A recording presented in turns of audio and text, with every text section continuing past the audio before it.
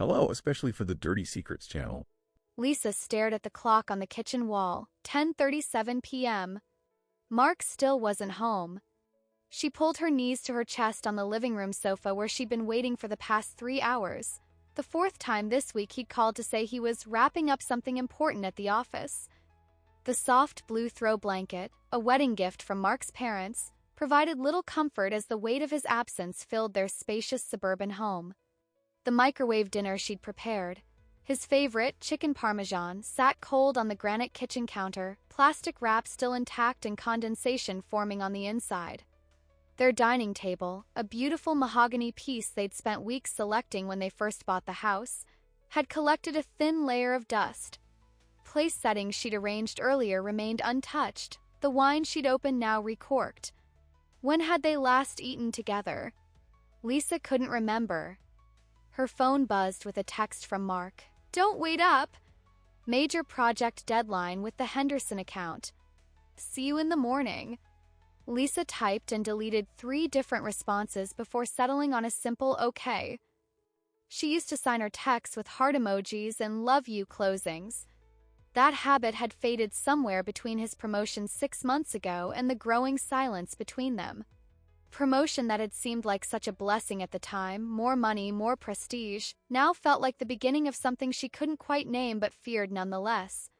As she climbed into their empty king-sized bed, sheets cold on his side, she couldn't ignore the nagging feeling that work wasn't the only thing keeping her husband away. She placed her hand on his pillow, trying to remember the scent of his cologne that used to linger there. Now it smelled only of fabric softener.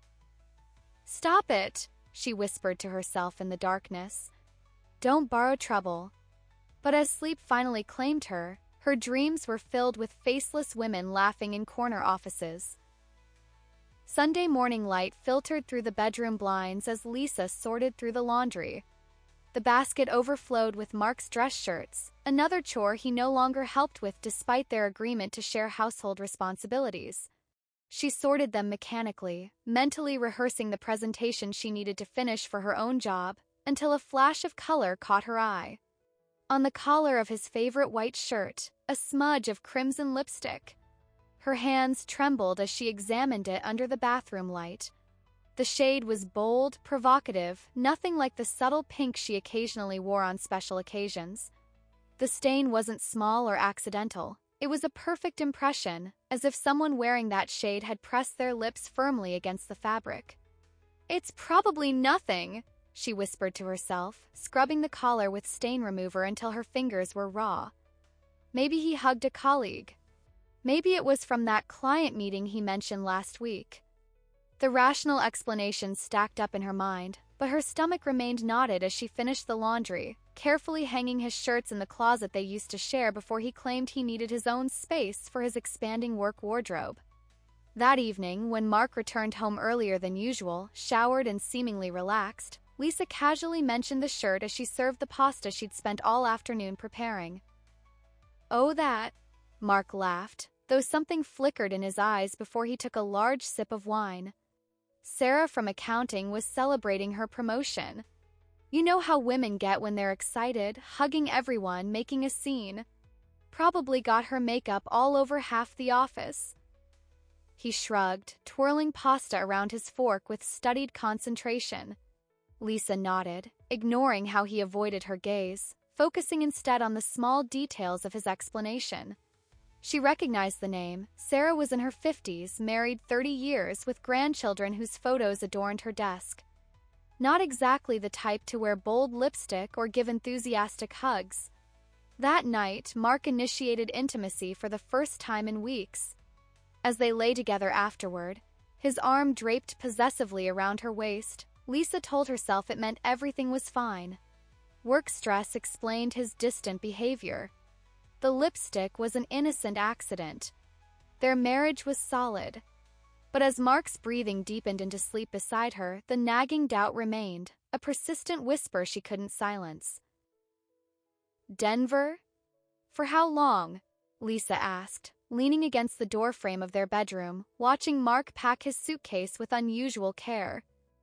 He was folding shirts rather than stuffing them in haphazardly as he normally did when traveling for work. Just 3 days, he replied, selecting ties with meticulous attention, holding each one against different shirts. Annual finance conference. All the department heads have to go. I'll call every night. Lisa noticed he'd packed his expensive aftershave, the one he claimed was too good for business trips, and the designer watch she'd given him for their 5th anniversary. His preparations seemed more appropriate for a romantic getaway than a boring industry conference. I could drive you to the airport, she offered, trying to sound casual. We could grab breakfast beforehand. It's been a while since we've had that time together. Mark didn't look up from his packing. Don't worry about it. You hate airport traffic. I've already scheduled the rideshare. It's easier this way. After he left the next morning with a quick kiss on her cheek and a promise to call that night, Lisa tried to focus on her own work. The house felt simultaneously empty and oppressive. Mid-afternoon, she called her mother to schedule a long-overdue lunch date. Friday works perfectly for me, her mother said brightly. Isn't that when Mark gets back from his trip? He could join us. No, he returns Thursday afternoon, Lisa replied, flipping through the notes Mark had left about his trip details. Her mother paused on the other end of the line. That's strange. I ran into Rachel from his office at the grocery store yesterday.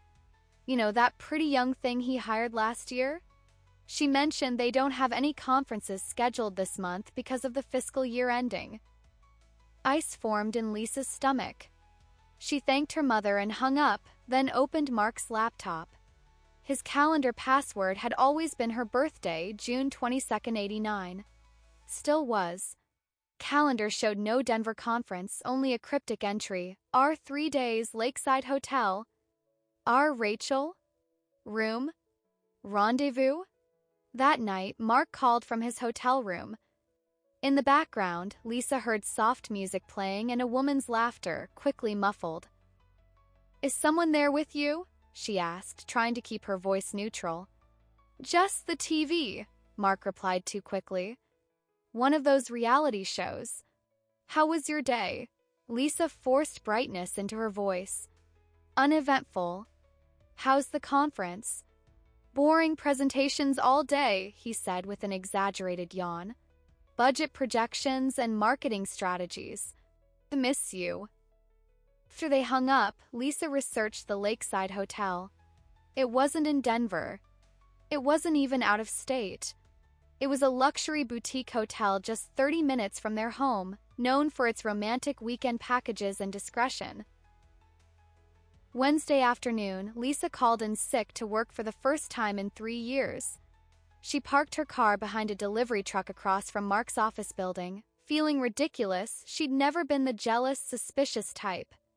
Yet here she was, slouched in the driver's seat wearing sunglasses on a cloudy day, a baseball cap pulled low over her face. Her stomach churned with a mixture of anxiety and self-loathing. Was this what their 7 years of marriage had come to? Spying on her own husband like some character in a cheap thriller? 6:30 p.m., most employees streamed out of the building, laughing and chatting as they headed toward the parking garage or nearby public transportation. Mark wasn't among them.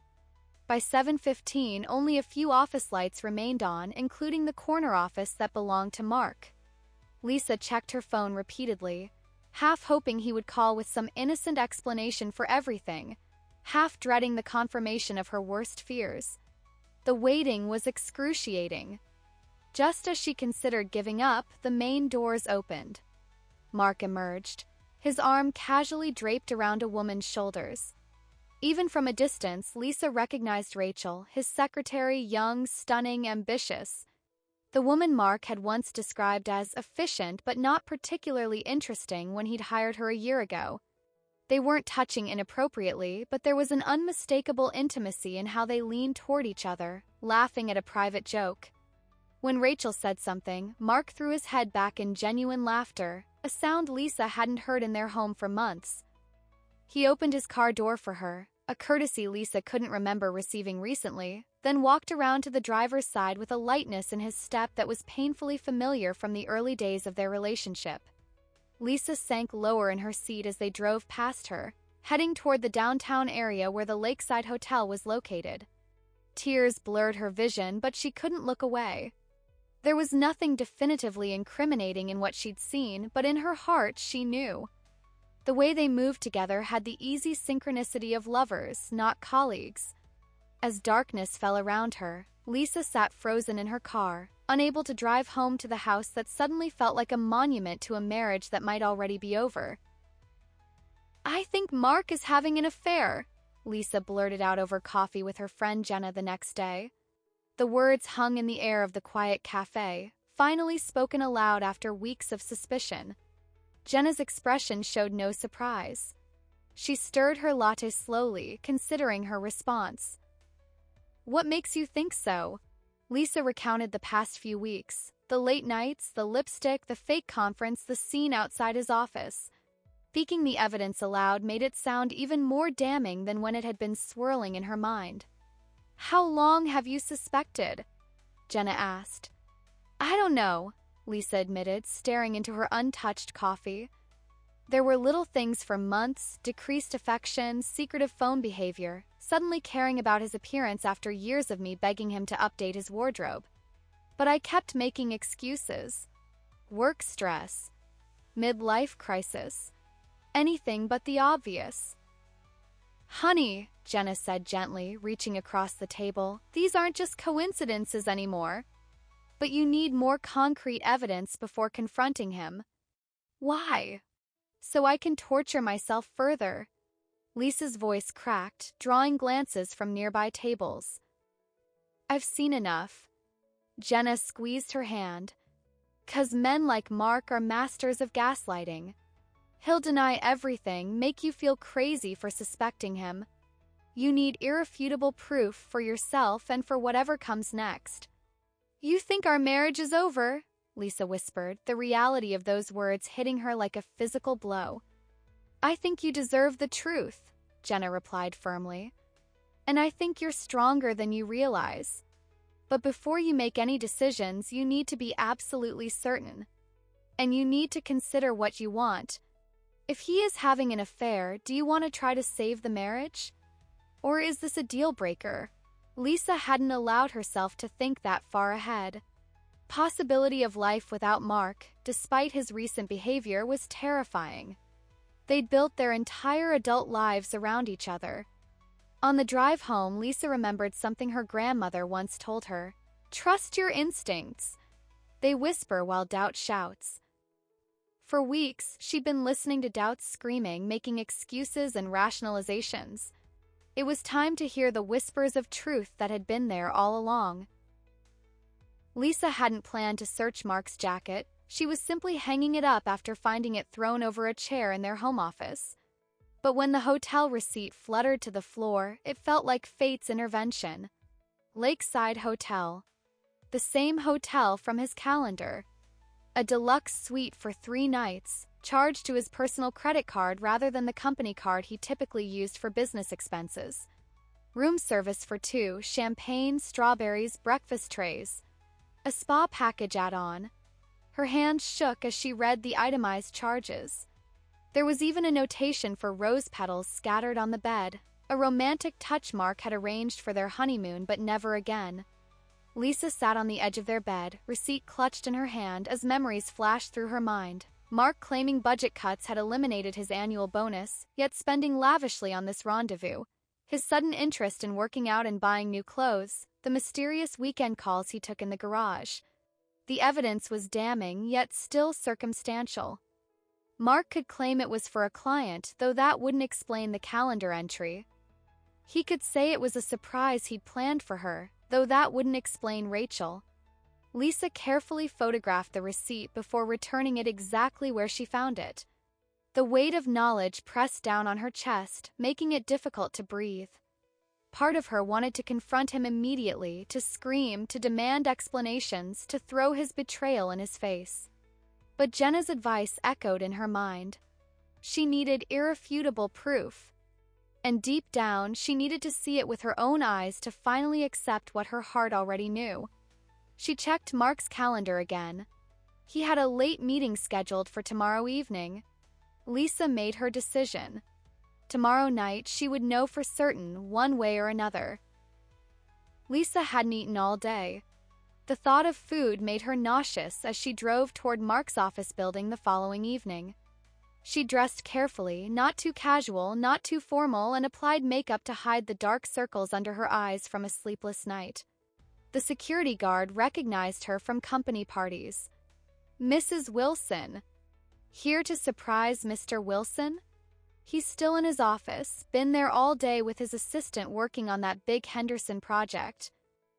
Lisa forced a smile. Yes, I thought I'd surprise him. The truth of those words twisted painfully in her chest.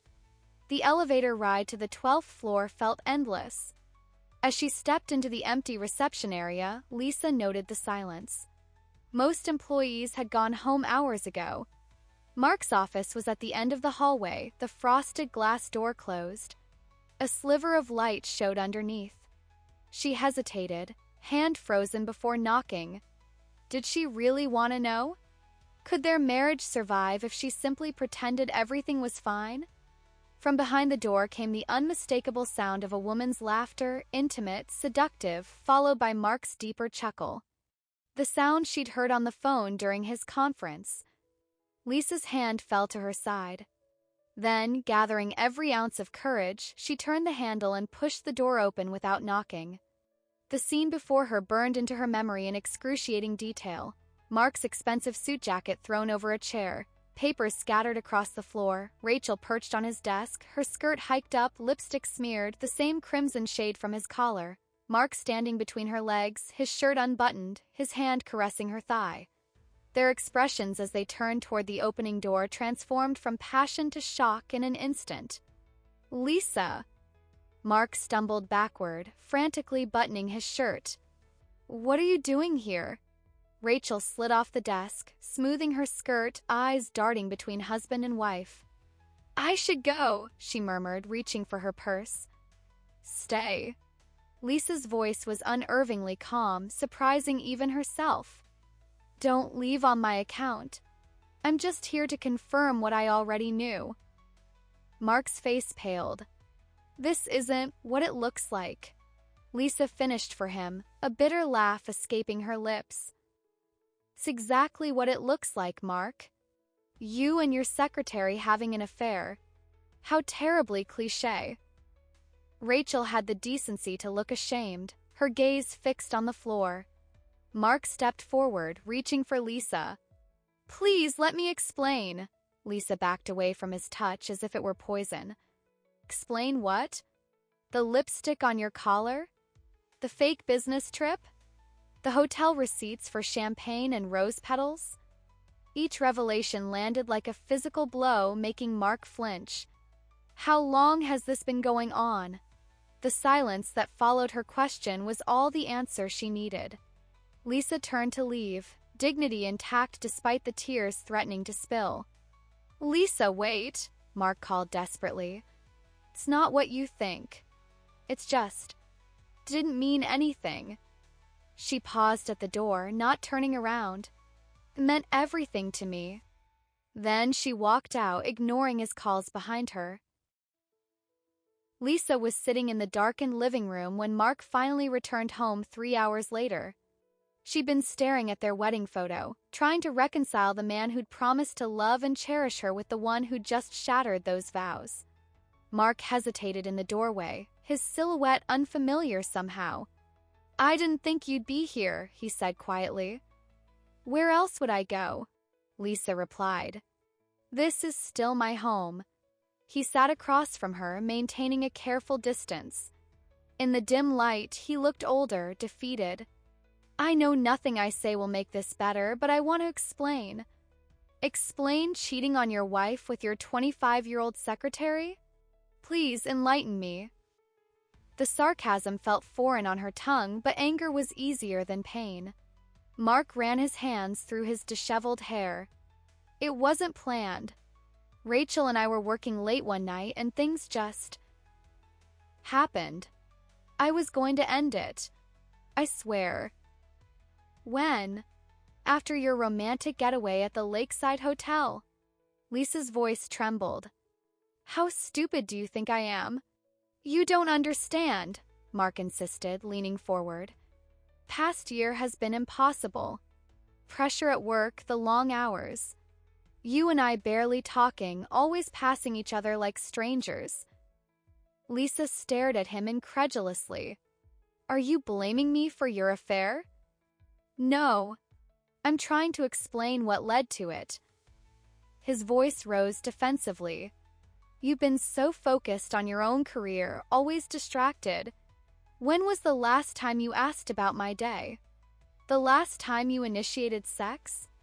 Rachel made me feel valued, desired. Stop. Lisa stood abruptly. Don't you dare make this about what I didn't do. You made choices, Mark. Hundreds of small choices that led you to betray everything we built together. Our marriage was already broken, Mark argued, desperation creeping into his tone. You know it was. We've been going through the motions for years. So you fixed it by sleeping with someone else? Lisa laughed bitterly. What happened to communication? Counseling? Any of the things people try before destroying their vows? Mark's shoulders slumped. I was weak. I made a terrible mistake. But I love you, Lisa. Not her. It was just physical. The words that might once have given her hope now rang hollow. Lisa shook her head slowly. That doesn't make it better. That makes it worse. You risked everything we have for something just physical. As they stared at each other across the living room, the distance between them seemed insurmountable.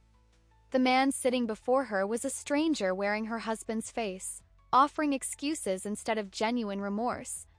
I'll sleep in the guest room tonight, Mark finally said, rising. We can talk more tomorrow when we're both calmer. Lisa didn't respond, watching him climb the stairs to the room that had once been meant for the children they'd planned but never had. Another dream deferred and now, perhaps, lost forever. The next week passed in a fog of grief and confusion. Mark moved into the guest room permanently, treating the house like a hotel, coming late, leaving early, avoiding Lisa whenever possible. They communicated through terse text messages and notes left on the kitchen counter. Lisa went through the motions at work, focusing on spreadsheets and presentations while her personal life imploded. Her colleagues noticed her subdued demeanor but attributed it to stress, unaware that each night she returned to a house haunted by betrayal. She spent hours analyzing their relationship, searching for warning signs she might have missed. Had there been other women before Rachel? Had their marriage been doomed from the start? Questions circled endlessly, consuming her waking hours and invading her dreams. After 7 days of this limbo, Lisa called Jenna. I need to get out of the house. Can we meet? They sat in Jenna's backyard, autumn leaves swirling around them as Lisa detailed the confrontation and its aftermath. He keeps saying he wants to work things out, Lisa concluded, but he hasn't actually apologized. Not really. It's all excuses and justifications. Jenna considered this. Do you want to try counseling? Some marriages survive infidelity. I don't know. Lisa stared at her untouched tea. Every time I close my eyes, I see them together. And the worst part is, part of me still loves him. Is that pathetic? It's human, Jenna replied gently. 7 years doesn't disappear overnight. The question is, can you ever trust him again? Trust. The foundation they'd built their life upon, now irrevocably cracked. Lisa thought about the future, holidays, anniversaries, everyday moments, all tainted by suspicion. Every late night at work would trigger doubt. Every business trip would inspire fear. My mom stayed with my dad after he cheated, Lisa said slowly. She forgave him, but she never forgot. I watched her check his phone, his pockets, his odometer for years. I swore I'd never live that way. But I never thought I'd be in this position. I thought we were different. Lisa wiped away a tear. The thing is, even if I could forgive him, the marriage we had is gone. We'd have to build something completely new. And I'm not sure he's willing to do that work. What about what you want? Jenna pressed. Forget Mark for a moment. What does Lisa want? Question hung in the air. What did she want? Security. Honesty. A partner who chose her every day, not just when convenient. The realization settled over her like a weight and a relief simultaneously. I want more than this, she whispered. More than being someone's backup plan. As they hugged goodbye, Lisa felt the first stirrings of clarity amid the chaos. She didn't have all the answers yet, but she was beginning to ask the right questions. 3 days later, Lisa came home from a rare evening out with colleagues to find Mark sitting at the kitchen table, his face ashen. We need to talk, he said without preamble. Lisa's stomach clenched. I'm tired, Mark. Can this wait until Rachel's pregnant? The words hung in the air between them, impossible to unhear. Lisa gripped the back of a chair to steady herself, the room suddenly spinning. She's sure it's mine, Mark continued, his voice hollow. She's 10 weeks along. 10 weeks. While Lisa had been planning their anniversary weekend, her husband had been creating a new life with another woman. The betrayal cut deeper than she thought possible. What does she want?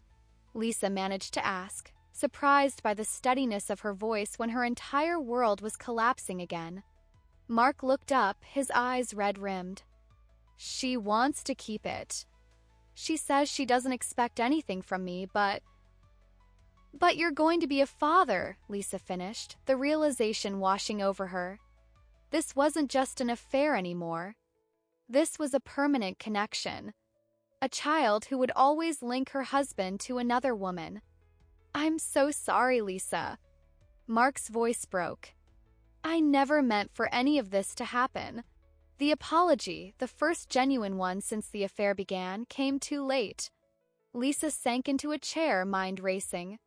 If they stayed together, this child would be part of their lives. Birthday parties, graduations, holidays, Rachel would always be there. The betrayal would have a face, a name, a birthday. What are you going to do? She asked. I don't know. Mark looked lost, diminished. I can't abandon my child, but I don't want to lose you. The irony wasn't lost on Lisa. You already lost me, Mark. The moment you decided our vows meant nothing. They sat in silence as reality settled around them.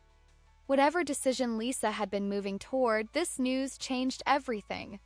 It wasn't just about forgiving an affair anymore. It was about accepting a lifelong reminder of her husband's betrayal. It was about becoming a stepmother to the physical proof of his infidelity. I need time to think, Lisa finally said, rising from the table. And you need to figure out what kind of father you're going to be. As she climbed the stairs to their bedroom, Lisa felt an odd sense of freedom beneath the pain. Mark's revelation had clarified something she'd been struggling to accept. Some bridges, once burned, couldn't be rebuilt. Sometimes the only way forward was to find a new path entirely. 1 month later, Lisa stood in the driveway of what had once been their dream home, directing movers as they loaded the last of her belongings into a truck. The gold band that had adorned her left hand for 7 years was conspicuously absent, already locked away in a safety deposit box along with other remnants of her married life. Mark emerged from the house, hands in his pockets. You don't have to go, he said for the 100th time. We could still try. For us. Lisa closed the moving truck's back door with a decisive thud. There is no us anymore, Mark. You made your choice. Several choices, actually. The baby doesn't change how I feel about you, he insisted. Rachel understands I want to save our marriage. We can make this work. Lisa turned to face him fully. In the weeks since discovering Rachel's pregnancy, she'd cycled through rage, devastation, and finally, acceptance. The man before her, still handsome, still familiar, was no longer the center of her world. The realization was both terrifying and liberating. "I deserve better than making it work," she said quietly. "I deserve someone who doesn't need to destroy everything to realize what he had. And that child deserves a father who's present, not divided between two homes out of obligation." "So this is it? 7 years just over?" Mark's voice broke. "The 7 years happened," Lisa replied. "They weren't erased. But yes, our marriage is over. The divorce papers are with your lawyer. I'm being more than fair with the settlement." Mark nodded slowly, defeated. "Where will you go?" "I've taken that job offer in Chicago," Lisa said. The opportunity had come at the perfect time, a fresh start in a new city. "My flight leaves tomorrow." "And us? Will we ever?" He trailed off, unable to finish.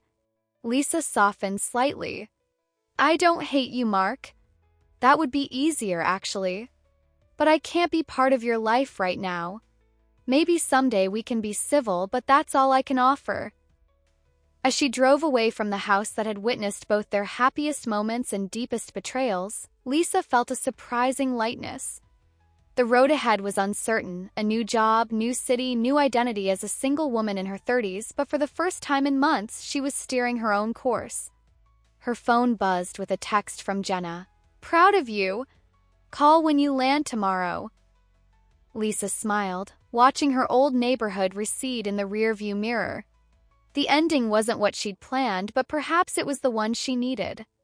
Mark would always be a chapter in her story, an important one, but he wouldn't be the whole book.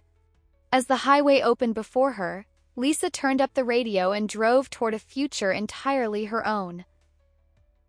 Thank you for watching.